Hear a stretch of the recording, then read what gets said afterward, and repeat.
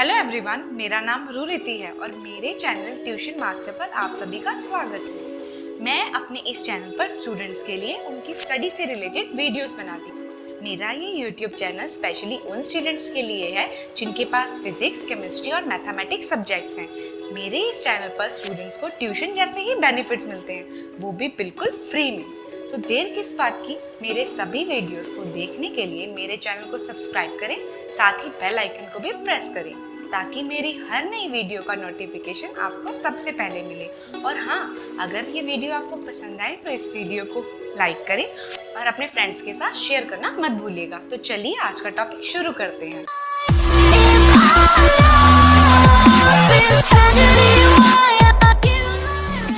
तो स्टूडेंट्स, आज का हमारा टॉपिक है एटम। ओके, आज की इस वीडियो में हम एटम से रिलेटेड जितनी भी बातें हैं वो जानने की कोशिश करेंगे। ठीक है, एटम्स के ऊपर जो थ्योरीज हैं उनकी वीडियोस भी आपको मेरी चैनल की प्लेलिस्ट में मिल जाएगी, तो आप वहां जाके देख सकते हैं। तो चलिए सबसे पहले नजर डालते हैं एटम की definition. Now the definition of an atom. An atom is the smallest unit of ordinary matter that forms a chemical atom. Atom एक बहुत ही स्मॉलेस्ट यूनिट है किसी भी ऑर्डिनरी मैटर का जो कि केमिकल फॉर्म एटम करते हैं। ठीक है, every solid, liquid and gas and plasma states is composed of neutral and ionised atoms. Her solid, liquid, gas और प्लाज्मा स्टेट इसी तरह के न्यूट्रल या आयनाइज्ड एटम से बनी होती है। ठीक है, atoms are extremely small, typically around 100 picometers across. Okay, atoms बहुत छोटे होते हैं, जैसे हमने बात किया atom is the smallest unit of ordinary matter, और हर सॉलिड, लिक्विड, गैस, प्लाज्मा जितनी भी चीजें होती हैं वो इसी तरह के न्यूट्रलाइज्ड या आयनाइज्ड एटम से मिलकर बनती हैं। एटम एक्सट्रीमली स्मॉल होता है, typically around 100 picometers across. Okay, जैसे इस डायग्राम में मैंने आपको दिखाया कि जो एटम है, this is atom, see, and इसकी जो हमारे पास बोली जाए कि कितने लेंथ का है, ये कितने, तो 1 एंगस्ट्रॉम इज 100 पिकोमीटर्स। ओके, तो ये बहुत ज़्यादा स्मॉल है, हमारी इवन सोच से भी ज़्यादा स्मॉल है एटम, 1 एटम। ओके, तो एटम की क्या टिपिकली होती है, उसकी अराउंड 100 पिकोमीटर्स अक्रॉस। ये क्वेश्चन आ जाता है कि एटम की क्या लेंथ या क्या उसकी साइज होता है, तो हम बोल सकते हैं 100 पिकोमीटर्स अक्रॉस। ठीक है, एग्जैक्टली नहीं है, हो सकता है। ठीक है, अब हम बात करते हैं next composition of an atom के बारे में। एटम की कॉम्पोजिशन कैसे हुई, कहाँ हुई, क्या हुआ, ये सब हम डिस्कस करेंगे। ठीक है, every atoms is composed of a nucleus and 1 और more electrons bond to the nucleus. हर एटम कंपोज्ड होता है न्यूक्लियस से, एक या एक से ज्यादा इलेक्ट्रॉन्स जो बॉन्ड होते हैं न्यूक्लियस से। ठीक है, the nucleus is made up of 1 और more protons and the number of neutrons. Nucleus किससे बना होता है, एक या एक से ज्यादा प्रोटॉन से और नंबर ऑफ न्यूट्रॉन से। ठीक है, only the most common variety of hydrogen has no neutrons. Even एक हाइड्रोजन ऐसा मॉलिक्यूल हमारे पास है या ऐसा एलिमेंट हमारे पास है जिसका कोई न्यूट्रॉन नहीं होता। More than 99.94% of an atom masses is in nucleus. Okay, तो एटम का जो मास होता है वो सबसे ज्यादा किसकी वजह से होता है, न्यूक्लियस की वजह से ही होता है। ठीक है, हम इन न्यूट्रॉन्स, न्यूक्लियस, ये सब की डेफिनेशन आगे डिस्कस करेंगे, इनकी कॉम्पोजिशन डिस्कस करेंगे, इनको किसने डिस्कवर किया वो सब डिस्कस करेंगे। ठीक है, तो अगला टॉपिक इसमें है the protons have positive electric charge. Protons के ऊपर पॉजिटिव इलेक्ट्रिक चार्ज होता है and the electrons have negative electric charge. ठीक है, तो ये कैसे पता लगा कि किसके ऊपर पॉजिटिव होता है और किसके ऊपर नेगेटिव होता है, ये भी हम आगे थ्योरीज में डिस्कस करेंगे। The protons have positive electric charge and the electrons have negative electric charge. ठीक है, प्रोटॉन के पास पॉजिटिव होता है और इलेक्ट्रॉन्स के पास नेगेटिव होता है। इसमें आपको कंफ्यूज नहीं होना, प्रोटॉन से मेनली आप याद रखो P है तो पॉजिटिव होगा। ठीक है, आगे इलेक्ट्रॉन तो आपको पता लग ही जाएगा वो नेगेटिव है, और न्यूट्रॉन के ऊपर कोई चार्ज ही नहीं होता। And the neutrons have no charge. Okay, if the number of protons and electrons are equal, अगर नंबर ऑफ इलेक्ट्रॉन्स और नंबर ऑफ प्रोटॉन्स इक्वल है, then the atom is electrically neutral.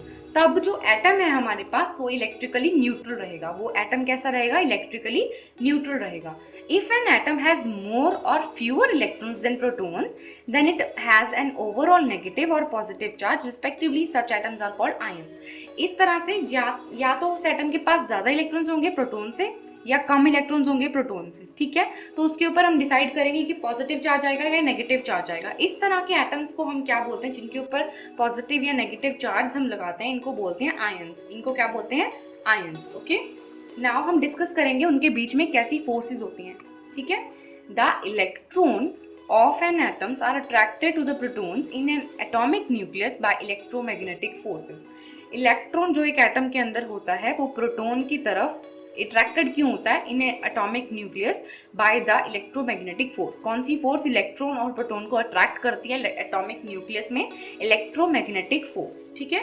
The protons and the neutrons in the nucleus are attracted to each other by the nucleus force. और जो proton और neutron है, जो nucleus के अंदर proton और neutron है, वो किस तरह से अट्रैक्ट होते हैं? न्यूक्लियर फोर्सेस से। अगर इलेक्ट्रॉन और प्रोटॉन है तो इलेक्ट्रोमैग्नेटिक फोर्स होगा, प्रोटॉन और न्यूट्रॉन है तो न्यूक्लियर फोर्सेस होगा, ठीक है। This force is usually stronger than electromagnetic force that repels the positively charge protons from one another. ये फोर्स जो है वो इलेक्ट्रोमैग्नेटिक फोर्स से यूजुअली स्ट्रॉन्गर होती है, जो रिपेल करती है पॉजिटिवली चार्ज प्रोटॉन्स को एक दूसरे से, ठीक है। अब बात करते हैं under certain circumstances the repelling electromagnetic force become stronger than the nucleus force. कुछ ऐसे सर्कमस्टांसेस हो जाते हैं जिसमें जो इलेक्ट्रोमैग्नेटिक फोर्स है वो स्ट्रॉन्गर हो जाती है न्यूक्लियर फोर्स से। In this case the nucleus splits and leave behind the different atoms. अब क्या होता है इस केस में? क्या होता है, जो न्यूक्लियस होता है वो स्प्लिट हो जाता है। स्प्लिट मतलब टूट जाता है, दो हिस्सों में डिवाइड हो जाता है। And leave behind different elements, और पीछे डिफरेंट एलिमेंट्स को छोड़ जाता है, ठीक है। This is the form of nuclear decay, इसे हम बोलते हैं nuclear decay.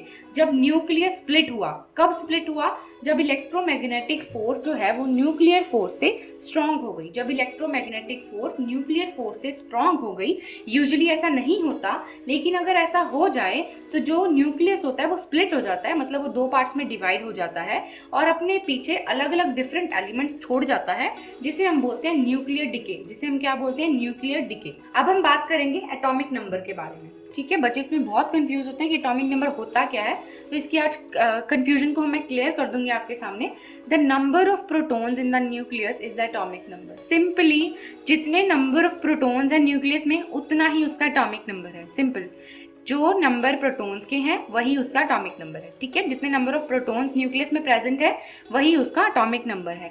And it defines to which chemical element the atom belong. और ये डिफाइन करता है हमें कि कौन से केमिकल एलिमेंट से वो एटम जो है वो बिलोंग करता है, ठीक है। जैसे हमारा जितना प्रोटॉन का नंबर आ जाएगा तो उसके बाद हम डिसाइड करेंगे एटम के अंदर कितने प्रोटॉन है, तो वो कौन सा केमिकल एलिमेंट है हमारे पास, ठीक है। फॉर एग्जाम्पल, अगर कोई भी एटम हमारे पास आया जिसके पास 29 प्रोटॉन्स हैं, 29 प्रोटॉन्स है, 29 प्रोटॉन्स यानी उसका एटॉमिक नंबर कितना हुआ? 29।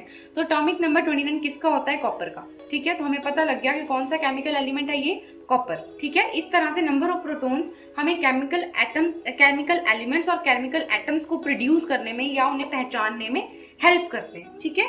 अब बात करते हैं the number of neutrons define the isotopes of the elements. जितने नंबर ऑफ न्यूट्रॉन्स होंगे उतने ही उस एलिमेंट के आइसोटॉप्स होंगे। जैसे वाटर के अलग अलग आइसोटॉप्स होते हैं, कार्बन के अलग आइसोटॉप्स होते हैं, इस तरह से नंबर ऑफ न्यूट्रॉन्स डिपेंड करते हैं कि कितने नंबर ऑफ आइसोटॉप्स उस एलिमेंट के होंगे, ठीक है। नंबर ऑफ प्रोटॉन्स डिसाइड करते हैं कितने एटॉमिक नंबर होगा और वो क्या केमिकल एलिमेंट होगा। और नंबर ऑफ न्यूट्रॉन क्या डिफाइन करते हैं, वो उसके एलिमेंट के कितने आइसोटॉप्स होंगे, कितने आइसोटॉप्स होंगे। Atoms can attach to one another atoms by chemical bonds to form a chemical compound such as molecules and crystals. Atoms जो हैं वो एक या दूसरे एटम से कंबाइन करते हैं केमिकल बॉन्ड से केमिकल कंपाउंड को ही बनाने के लिए। या तो इससे क्या बन जाता है? मॉलिक्यूल्स, या क्या बन जाते हैं? क्रिस्टल्स। समझे आप कि एटम जो है वो दूसरे एटम से अट्रैक्ट करते हैं या अटैच होते हैं, किससे? केमिकल बॉन्ड से, to form a chemical compound. Chemical compound को बनाने के लिए केमिकल बॉन्ड फॉर्म होता है, जिससे क्या बनते हैं? मॉलिक्यूल्स या क्रिस्टल्स। ये डिपेंड करता है कौन से दो एटम्स जो हैं वो अटैच हुए हैं, ठीक है। उनकी प्रॉपर्टीज अगर क्रिस्टलाइंस है तो वो क्रिस्टल बन जाएंगे। अगर उनकी प्रॉपर्टीज सिमिलर है as compared to molecules and elements तो वो एक मॉलिक्यूल केमिकल कंपाउंड बन जाएगा हमारे पास। The ability of an atoms to associate and dissociate is responsible for most of the physical changes observed in the nature. Atom की जो ability होती है बनने में और बिगड़ने में, वो किस तरह रिस्पॉन्सिबल होती है? फिजिकल चेंजेस जो भी नेचर में हो रहे होते हैं, ठीक है। एटम तब तक अवेलेबल रहेगा, उसकी अवेलेबिलिटी तब तक रहेगी जब तक जो फिजिकल चेंजेस उस नेचर में, उसके आसपास जो फिजिकल चेंजेस हैं वो उसकी कंडीशन को सेटिस्फाई करते हैं, ठीक है। तभी तक वो एटम जो है वो एबिलिटी उसकी रहेगी, वहाँ पे वो काम कर सकता है, वो आगे एटम्स को अटैच कर सकता है, केमिकल बॉन्ड्स बना सकता है। लेकिन फिजिकल कंडीशंस अगर ऐसी हो गई या फिजिकल चेंजेस ऐसे ऑब्जर्व कर दिए गए जो उसकी एबिलिटी को कम कर देंगे, तो एटम जो है वो, वैसे हमने बात की, वो स्प्लिट हो जाएगा, न्यूक्लियस स्प्लिट हो जाएगा और उसकी कंडीशन में क्या होएगा, इलेक्ट्रोमैग्नेटिक फोर्स ज़्यादा हो जाएंगी जिससे वो स्प्लिट होके न्यूक्लियर डिके हमें दे दे। ठीक है, अब बात करते हैं kinetic theory of gases. In late 18th century, a number of scientists found that they could be better explain the behavior of gases by describing them as a collection of submicroscopic particles and modeling their behavior using statistics and probability। क्या हुआ, late 18th century में कुछ ऐसे number of scientist थे जिन्होंने ये सोचा कि बिहेवियर ऑफ गैसेस को हम बेटर एक्सप्लेन कर पाएंगे अगर हम उन्हें ये बोल दें कि वो जो कलेक्शन किसका है, सब माइक्रोस्कोपिक पार्टिकल्स का। ठीक है, क्योंकि अगर माइक्रोस्कोपिक पार्टिकल्स हो गए मतलब कि वो अलग अलग पार्ट्स में डिवाइड हो गए, तो उन्हें एक्सप्लेन करना, उनके बिहेवियर को एक्सप्लेन करना स्टैटिस्टिक्स के अकॉर्डिंग और प्रोबेबिलिटी के अकॉर्डिंग इजीली हो जाएगा उनके लिए। ठीक है, क्या हुआ, काइनेटिक थ्योरी ऑफ गैसेस क्या बोलते हैं कि नंबर ऑफ साइंटिस्ट ने ऐसा बेटर उन्हें लगा कि एक्सप्लेन करने के लिए बिहेवियर ऑफ गैसेस हमारे पास ऐसा एक वे है जैसे कि हम किसी भी कलेक्शन ऑफ गैसेस को हम सब माइक्रोस्कोपिक पार्टिकल्स में डिवाइड कर दें, उसके बाद हम उनके बिहेवियर को मॉडल करके स्टैटिस्टिक्स और प्रोबेबिलिटी के थ्रू हम उसे स्टडी कर सकें। ठीक है, unlike Dalton atomic theory, the kinetic theory of gases describe not how gases react chemically with each other to form compounds, but how they behave physically, diffusion, viscosity, conductivity, pressure, etc. Kinetic theory of gases है वो ये नहीं बताती कि जो gases हैं वो chemically किस तरह से रिएक्ट कर रही हैं कंपाउंड्स को फॉर्म करने के लिए, लेकिन वो ये बताते हैं कि जो गैसेस है वो किस तरह से बिहेव कर रही हैं। मतलब गैसेस अगर डिफ्यूज हो रही हैं, उनमें विस्कोसिटी है, उनमें कंडक्टिविटी है, उनमें प्रेशर है, ये सब वो एक्सप्लेन कर देते हैं। ठीक है, अब बात करते हैं ब्राउनियन मोशन की। ठीक है, in 1827 botanist Robert Brown used a microscope to look at the dust grains floating in a water. 1827 में एक बॉटनिस्ट थे रॉबर्ट ब्राउन जिन्होंने माइक्रोस्कोप को यूज किया डस्ट ग्रेन्स को, डस्ट के पार्टिकल्स को देखने के लिए जो पानी में फ्लोट कर रहे थे। ठीक है, फ्लोट कर रहे थे। Discovered that they move about electrically, वो एकदम जैसे मूव कर रहे थे, जितनी तेजी से मूव कर रहे थे, इधर उधर मूव कर रहे थे। A phenomena that became known as Brownian motion. इस फिनोमिना को हम क्या बोलते हैं, Brownian motion. Okay, Brownian motion क्या समझे आप, कि जो डस्ट ग्रेन्स है जो वाटर में फ्लोट कर रहे हैं उसको डिस्कवर करना कि वो मूव किस तरह कर रहे हैं इलेक्ट्रिकली। इस फिनोमिना क्या बोलते हैं, Brownian motion. Okay, this was the thought to be caused by water molecules knocking the grains about. इसकी थॉट क्या है कि जो वाटर के मॉलिक्यूल्स हैं वो उन डस्ट के ग्रेन पार्टिकल्स जो हैं उनको नॉक कर रहे हैं, मतलब उन्हें छेड़ रहे हैं, उन्हें कह रहे हैं चलो आगे चलो, चलो आगे चलो, इस तरह से। मतलब वो उनकी प्रॉपर्टी को डिस्टर्ब कर रहे हैं, इस वजह से वो उन्हें आगे चलने के लिए बोल रहे हैं। इस मोशन को हम बोलते हैं ब्राउनियन मोशन। ठीक है, in 1905 Albert Einstein proved the reality of these molecules and their motion by producing the first statistical physics analysis of Brownian motion। 1905 में एल्बर्ट आइंस्टाइन ने इसकी रियलिटी, जो ये मॉलिक्यूल्स मूव कर रहे थे, इनकी रियलिटी को प्रोड्यूस करने के लिए हमें फर्स्ट स्टैटिस्टिकल फिजिक्स एनालिसिस दी जो कि थी ब्राउनियन मोशन की। ठीक है, French physicist Jean Perrin used Einstein works experimentally to determine the mass and dimensions of these molecules, thereby providing physical evidence for the particle nature of matter।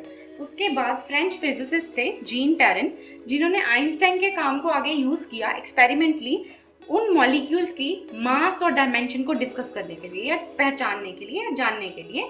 There by providing, उन्होंने क्या provide कराया हमें, physical evidence. उन्होंने क्या provide कराया हमें, physical evidence for the particle nature of matter. Matter के particle nature के बारे में उन्होंने हमें बता दिया। ठीक है, कौन थे, फिजिसिस्ट जीन पेरिन। ओके, उन्होंने आइंस्टाइन के काम को ही आगे बढ़ाया और डिटरमाइन कराया उन मॉलिक्यूल्स के मास को और डायमेंशंस को। ठीक है, उसके बाद उन्होंने फिजिकल एविडेंस दे दिए मैटर का जो पार्टिकल नेचर होता है। ठीक है, अब बात करते हैं डिस्कवरी ऑफ इलेक्ट्रॉन। इलेक्ट्रॉन की डिस्कवरी कैसे हुई उसके बारे में हम डिस्कस करेंगे। In 1897 J Thomson discovered that cathode rays are not electromagnetic waves but made of particles that are 18,000 times lighter than hydrogen, the lightest atoms। in 1897 J Thompson ने discover किया कि जो कैथोड रेज हैं वो electromagnetic waves नहीं हैं। ठीक है, बट वो ऐसा पार्टिकल्स है जिससे बनाया गया है 18,000 टाइम लाइटर पार्टिकल से, जो कि हाइड्रोजन से 18,000 टाइम्स कम है। ठीक है, 1800 टाइम्स लाइटर है हाइड्रोजन से। ठीक है, ऐसे पार्टिकल से उन्हें बनाया गया है। हाइड्रोजन हमारा लाइटेस्ट एटम बोला जाता है। ठीक है, thus Thomson concluded that these particles came from the atoms within the cathode। उन्होंने बोला कि जो पार्टिकल्स, ये कंक्लूड क्या किया उन्होंने, ये पार्टिकल्स जो हैं ये एटम्स के अंदर से ही आ रहे हैं within the cathode, okay, they are सब एटॉमिक पार्टिकल्स, ये सब एटॉमिक पार्टिकल्स हैं। He called these new particle corpuscles but then they were later renamed as electrons. उन्होंने क्या बोला, ऐसे सब एटॉमिक पार्टिकल्स है जो एटम के अंदर ही हैं, कैथोड रे के अंदर ही, ओके, कैथोड रे के अंदर जो एटम्स हैं उनके अंदर ही सब एटॉमिक पार्टिकल्स हैं जो कि उसके अंदर प्रेजेंट है, ठीक है। उन्होंने उसको नाम दिया कॉर्पस्यूल्स, लेकिन धीरे धीरे वो नाम चेंज होके क्या बन गया, इलेक्ट्रॉन्स, उनको रीनेम क्या किया गया, electron. Thomson also showed that electrons were identical to particles given off by photoelectric and radioactive materials। Thomson ने ये भी शो किया जो इलेक्ट्रॉन्स हैं वो आइडेंटिकल हैं जो पार्टिकल्स हमें मिलते हैं फोटो इलेक्ट्रिक इफेक्ट से या रेडियो एक्टिव मटीरियल से, ठीक है। It was quickly recognised that the electron are the particles that carry electric current in metal wires. इसके बाद हमें क्विकली रिकॉग्नाइज हो गया कि जो इलेक्ट्रॉन्स हैं वो ऐसे पार्टिकल्स हैं जो इलेक्ट्रिक करंट को रिकॉग्नाइज करके चलते हैं, इलेक्ट्रिक करंट को कैरी करते हैं मेटल वायर्स के अंदर, ठीक है।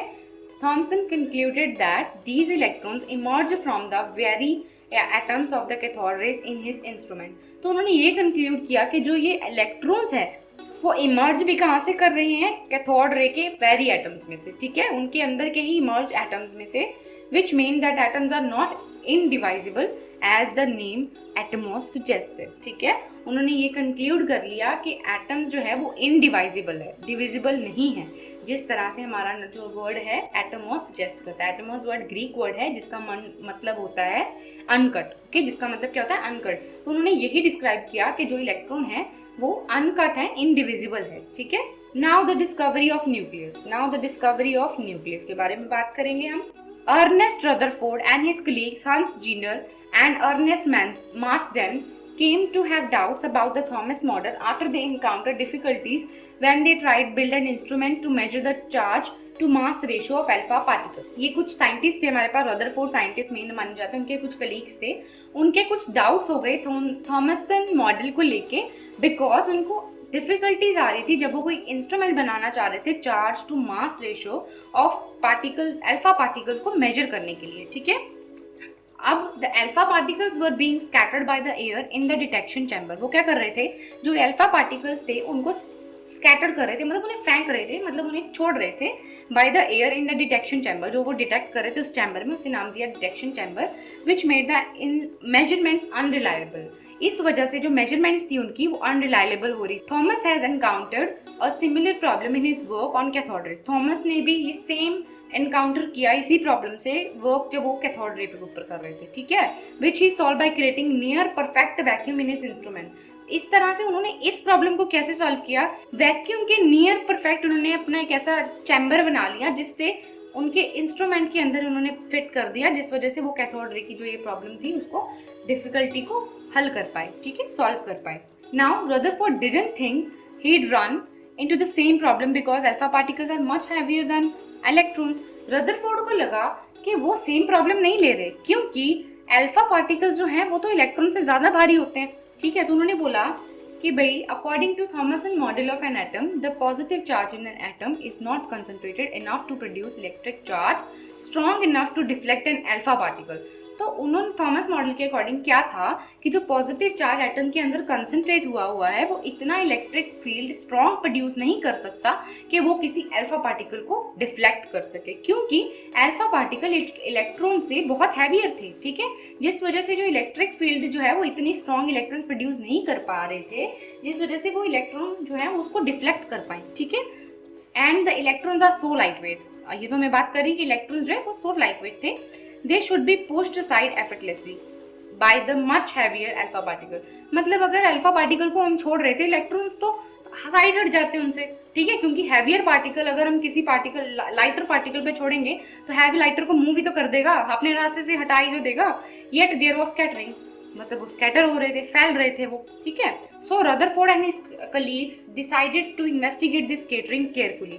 तो उन्होंने क्या किया, अब क्या हुआ कि रदरफोर्ड ने इस जो बात थी, ये जो बात थी positive charge of an atom की, उन्होंने इस चीज़ को अच्छे से इन्वेस्टिगेट करने की कोशिश की कि क्यों ये स्कैटरिंग हो रही है, जबकि थॉमस मॉडल के अकॉर्डिंगली ये स्कैटरिंग नहीं होनी चाहिए, ठीक है, वो सीधा आगे असाइड हो जाने चाहिए और एफर्टलेसली पास कर जाने चाहिए अल्फा पार्टिकल्स, क्योंकि अल्फा पार्टिकल्स इलेक्ट्रॉन से हैवियर हैं, ठीक है। लेकिन ऐसा नहीं हो रहा था, उनके जो पार्टिकल्स थे वो स्कैटर कर रहे थे, फैल रहे थे, वहीं रुक जा रहे थे, ठीक है, कुछ पास कर रहे थे, कुछ रुक रहे थे। तो उन्होंने ऐसा इसको इन्वेस्टिगेट करने की कोशिश की कि ऐसा क्या है जो उनके अल्फा पार्टिकल्स को रोक रहा है या स्कैटर कर रहा है, ठीक है।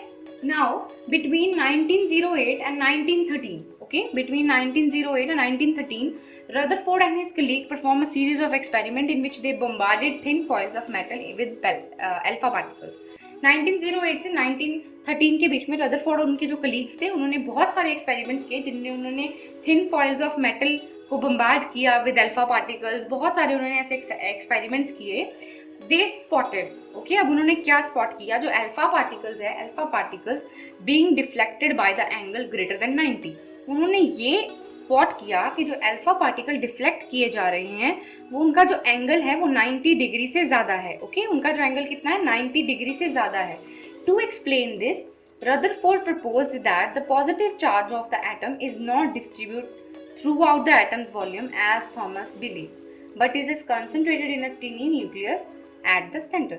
तो इन्होंने क्या प्रपोज किया रदरफोर्ड ने कि जो पॉजिटिव चार्ज थॉमस ने बोला कि पूरे एटम में डिस्ट्रीब्यूट है, वो पूरे एटम में डिस्ट्रीब्यूट नहीं है, वो सिर्फ एक छोटे से न्यूक्लियस में ही सारा पॉजिटिव चार्ज वहीं पे है, जिस वजह से मेरे जो ये जितने भी अल्फा पार्टिकल्स में बम्बार्ड कर रहा था इसके ऊपर वो स्कैटर हो रहे थे, वो स्पॉट डिफ्लेक्ट हो रहे थे ग्रेटर 90 डिग्री के एंगल से, okay. Only such an intense concentration of charge could produce such an electric field strong enough to deflect alpha particles as observed. उन्होंने बोला कि जो पहले की जो जैसे मतलब हमने बोला कि एटम्स के थॉमस ने बोला कि जो एटम के चारों तरफ ना पॉजिटिव चार्ज रिवॉल्व करता है। उन्होंने क्या बोला, नहीं ऐसा कुछ नहीं है, जो पॉजिटिव चार्ज है वो एक टिनी न्यूक्लियस के अंदर है जिसपे हमारे जो इलेक्ट्रॉन जब हम अल्फा पार्टिकल्स उस पर छोड़ रहे हैं तो वो स्कैटर कर रहे हैं, ठीक है। उससे क्या हुआ, उन्होंने बोला कि ऐसा कोई इंटेंस कंसंट्रेशन का चार्ज हमें चाहिए जो इतनी इलेक्ट्रिक फील्ड को प्रोड्यूस कर सके, स्ट्रॉन्ग इलेक्ट्रिक फील्ड प्रोड्यूस कर सके जो कि अल्फा पार्टिकल को डिफ्लेक्ट करने में इनफ हो, ठीक है। तो वो हो रहा था उनके साथ, इसीलिए उन्होंने ये प्रपोज किया कि पॉजिटिव चार्ज एटम का डिस्ट्रीब्यूट नहीं होता है, वो एक टिनी न्यूक्लियस के अंदर सेंटर पे ही रहता है। तो इसी के साथ हमारा जो एटम का फर्स्ट टॉपिक है वो फिनिश होता है। एटम के पार्ट 2 की वीडियो में आपको डाल्टन एटॉमिक थ्योरी समझाऊंगी मैं। तो इसी के साथ हमारा एटम का पार्ट 1 का वीडियो यहीं फिनिश होता है। तो स्टूडेंट्स, ये था हमारा आज का टॉपिक। उम्मीद है आपको आज का टॉपिक अच्छी तरह से समझ आ गया होगा। फिर भी इस टॉपिक से रिलेटेड आपकी कोई क्वेरी या क्वेश्चन हो तो आप मुझे इंस्टाग्राम पर मैसेज भेज सकते हैं। और हाँ, अपने चैनल ट्यूशन मास्टर को सब्सक्राइब करना मत भूलिएगा। धन्यवाद।